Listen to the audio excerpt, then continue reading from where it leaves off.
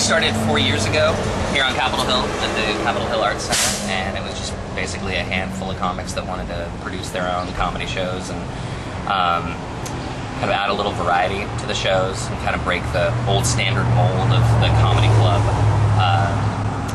sort of structure. And so that's kind of what we did.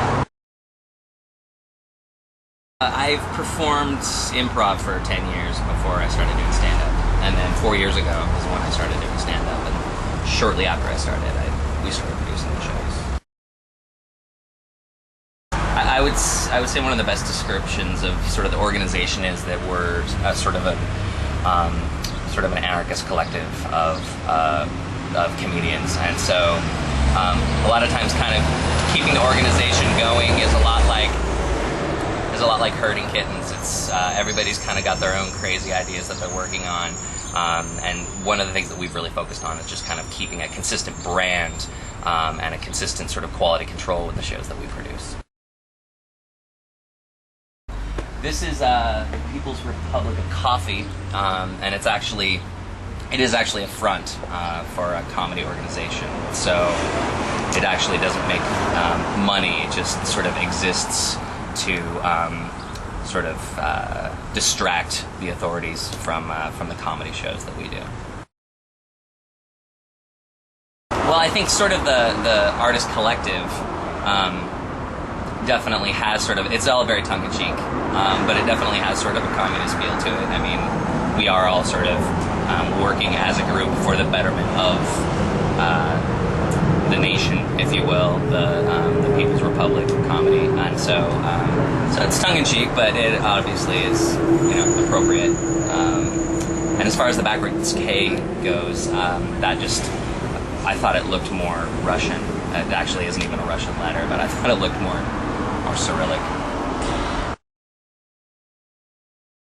I would say it's thriving. It's been a really cool experience over the last 4 years to kind of see it sort of wake up. I think it was kind of a sleeping giant in a lot of ways, but some really exciting things have been happening, sort of in comedy nationally as well. This, there definitely is a revival, and sort of in much the same way the music scene sort of had an alternative revival, the comedy scene is as well, and we're seeing a lot of those national comedians now kind of coming through Seattle and getting excited about the fact that when they come here, they actually are visiting a scene that recognizes them and gives them sort of an appropriate stage to play on, which is sort of more, they tend to focus more on like rock club venues and fringe theater spaces than sort of the comedy club environment.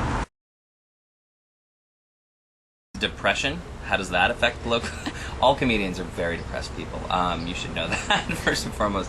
I guess I like to see comedy as sort of a way of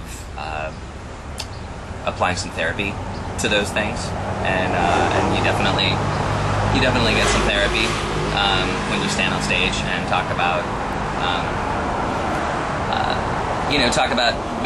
things that are very real to you, but at the same time,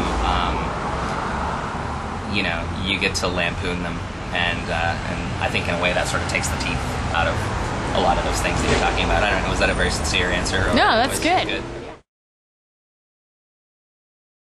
There is this mystique that LA and New York are the only two places that performers should be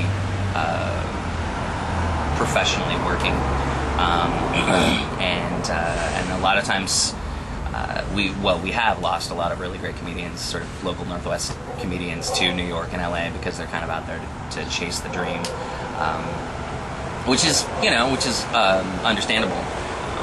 One of the things that we've sort of tried to keep at the root of People's Republic of Comedy is that our goal, at least at this point as an organization, is to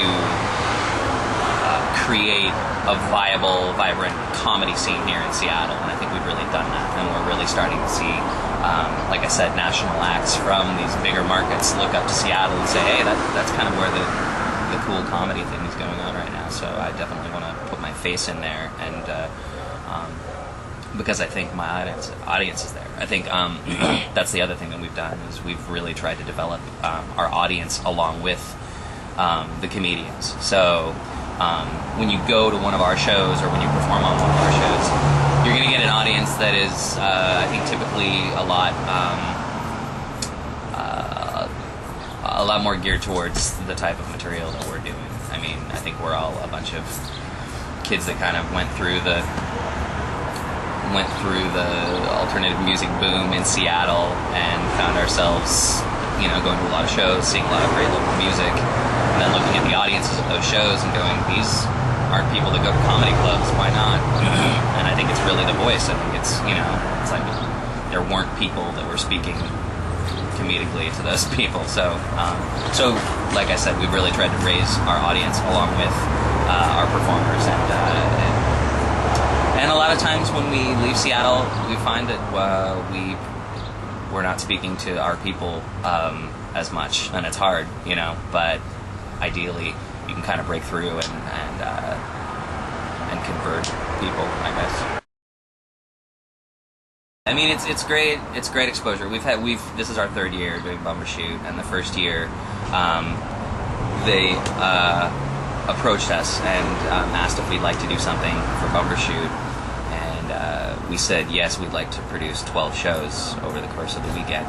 And they, I think, were taken aback by that and said, we can't give you an entire stage because this is the first year that you've done anything with us, but we'll give you 6 shows. And I think we did a great job. We curated those 6 shows professionally, and I think they were really happy with the job that we did. And so the next year they just kind of said, well, here you can have the stage. And that's really been our role, is not even just showcasing what we do, but showcasing the fact that we're out there looking for what other comedy organizations in Seattle are doing, and really sort of representing what is happening in the Seattle comedy scene, along with giving ourselves some shameless exposure, which is important. We perform our flagship show, which is Laugh Hole, at the Chop Suey, which is a club up here on Capitol Hill. First and third Wednesday of every month. But you can also visit our website, which is procomedy.org, or if you just Google People's Public Comedy, you'll end up on our website. And that has a calendar of many of the other different shows that we produce around town. We have a monthly show at Live Girls Theater in Ballard. We have a show, Blood Squad is kind of our resident improv group, and they do a series of runs at the Odd Duck Theater up here on Capitol Hill. And then we're, of course, doing one-off shows and special events all over town.